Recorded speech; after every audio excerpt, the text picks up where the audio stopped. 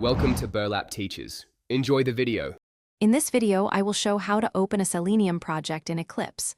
Start by installing Java and Eclipse, then create a new Java project. Add Selenium client jars to the project build path and create a lib folder to keep WebDriver binaries. Configure the project JRE to match your installed JDK. Finally, set up source and test folders, then write a simple Selenium test to confirm the setup works properly.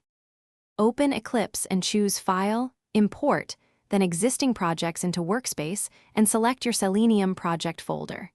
If the project uses Maven, right-click and select Maven Update Project to download dependencies. For Gradle projects, refresh the Gradle project to sync libraries. Ensure the project build path includes Selenium jars and WebDriver executables. Resolve any missing library errors before running tests to avoid runtime issues and flaky behavior. After importing, create a run configuration for JUnit or TestNG to execute your Selenium tests directly in Eclipse. Configure VM arguments if tests need custom system properties or proxy settings. Launch tests and watch the console for stack traces. Use breakpoints and the debugger to inspect element states and variables step by step.